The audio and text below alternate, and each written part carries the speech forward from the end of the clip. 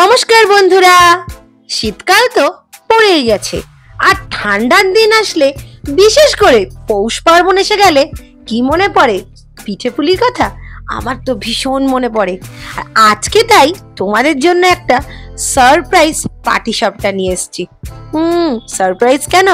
শেষ অবধি দেখো দেখো, তাহলেই তো বুঝবে সারপ্রাইজ কেন। চলো আজকের ভিডিওটা এখান থেকে শুরু করা যাক। আমি মিষ্টি Nivedita, welcome to my channel, welcome to my world, মিষ্টি নিবেদিতাস ওয়ার্ল্ড। তোমাদেরকে সবাইকে স্বাগত জানাই আমারই দুনিয়ায়, আমারই চ্যানেলে।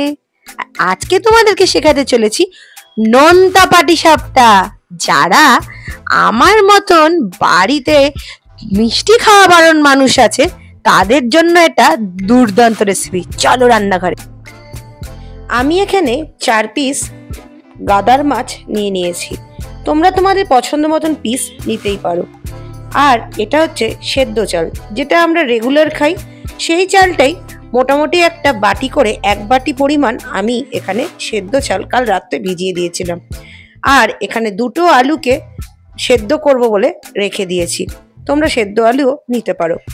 আর এখানে একটা মিডিয়াম সাইজের পেঁয়াজ আর একটুখানি আদা, একটা ছোট সাইজের রসুন আর 2টো কাঁচা লঙ্কা দিয়েছি। তোমরা চাইলে কিন্তু পরিমাণটা কম বেশি করেই নিতে পারো, তাতে কোনো প্রবলেম নেই। এখানে আমি রুই মাছ ব্যবহার করছি। তোমরা যদি চাও এখানে যে কোনো মাংসাশী মাছ ব্যবহার করতেই পারো। একটু কাঁটা কম থাকে এরম মাছ ব্যবহার করলে তোমাদেরই কাজটা করতে সুবিধা হবে। প্রথমে নুন হলুদ দিয়ে ভালো করে মাছটার মধ্যে মাখিয়ে নিচ্ছি, কেননা একটুখানি নুন হলুদটা ম্যারিনেট করে রাখলে খেতে ভালো লাগবে। আমি এখানে মাছটাকে সেদ্ধ করে নিচ্ছি। তোমরা চাইলে কিন্তু তেল দিয়ে ভেজে নিতে পারো, কেন আমার মতে তেলটা এখানে বেশি দিলে পরে প্রবলেম হতে পারে।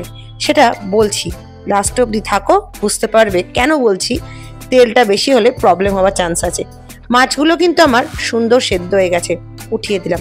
আর ওই যে মাছের যে স্টকটা রয়েছে তার মধ্যে আর একটু জল দিয়ে, জলটা বাড়িয়ে দিয়ে আলুটাকেও আমি সেদ্ধ করে নিচ্ছি।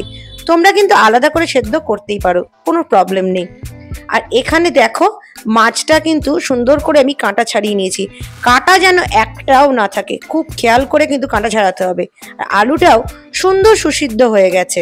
এই পর্যায়ে আমি একটা কড়াই বসিয়ে দিয়েছি, একটু গরম হোক।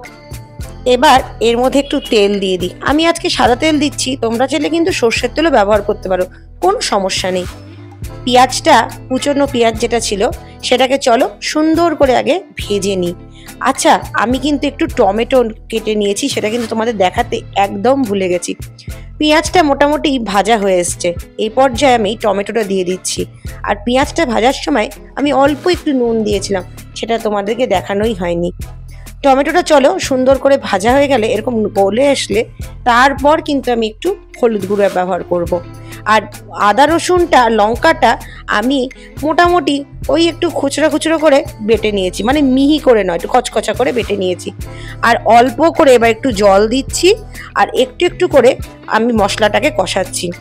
তোমরা কিন্তু চাইলে একটু এটাকে পুরোটাকেই বেটে নিয়ে কষাতে পারো, কোনো সমস্যা নেই। কিন্তু আমার কাছে না একটুখানি খচখচা মতন থাকলে মুখে পড়লে বেশি ভালো লাগে খেতে, তাই আমি এরকমভাবেই কুচু কুচু করে মতন বেটেছি আর কি, থেতো করে নেওয়ার মতন। এখানে বলতে বলতে একটু গরম মশলার গুঁড়ো আর একটু গোলমরিচ গুঁড়ো দিলাম। আর মাছটাকে এবার দিয়ে দিচ্ছি। ভালো করে মশলাটা কষানো হয়ে গেছে, দেখেই বুঝতে পারছো। এবারে মাছটাকে এর মধ্যে প্রথমে দিয়ে দিলাম। তোমরা চাইলে কিন্তু মাছ আর আলুটা একসাথে মেখেও নিতে পারো, কোনো সমস্যা নেই তাতে কিন্তু। আচ্ছা, আমি একটুখানি এতে চিনি ব্যবহার করেছি, কেন আমার কাছে না নুন মিষ্টিটা ব্যবহারটা একটু ব্যালেন্স হলে খেতে ভালো লাগে। চিনিটা কিন্তু অপশনাল, দিতেও পারো নাও দিতে পারো, আমি এখানে কিন্তু ব্যবহার করেছি। এই পর্যায়ে আলু সেদ্ধটা দিয়ে দিলাম। সবটা মিশিয়ে দেখো একটা সুন্দর মন্ড কিন্তু বা পুর আমার কিন্তু রেডি হয়ে গেছে।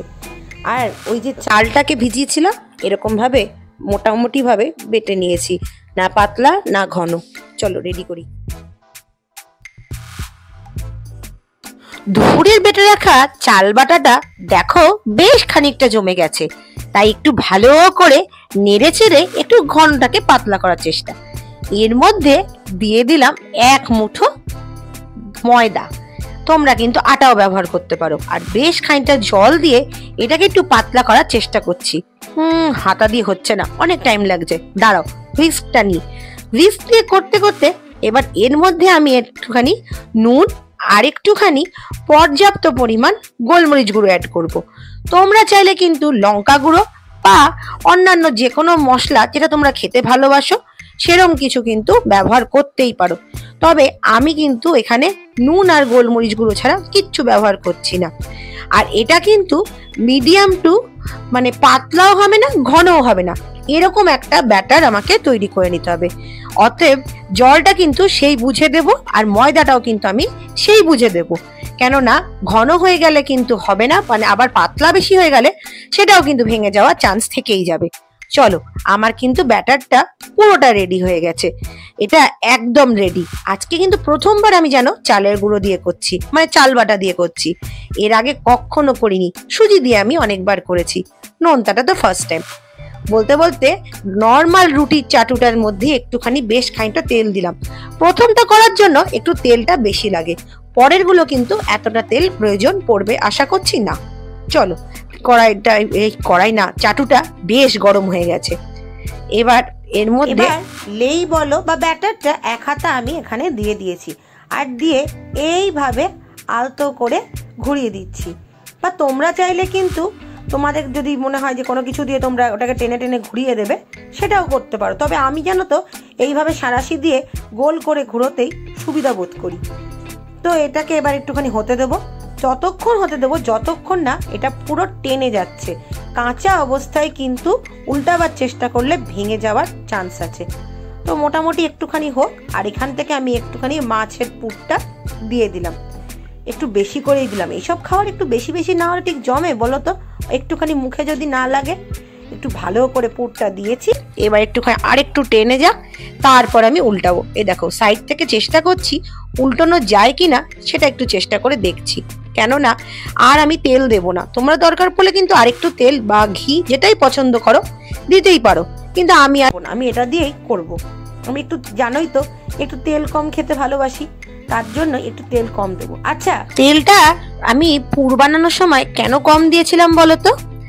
এই জন্য কম দিয়েছিলাম, এখন যদি তেলটা বেশি থাকতো, এই যে হিটটা লাগছে পুরের, মানে পুরের ভেতরটাই তেল বেশি থাকতো, তেলটা ফেটে গিয়ে মানে বেরিয়ে আসতো, আর এই যে সুন্দর করে বাইন্ডিংটা হচ্ছে এটা কিন্তু হতো না।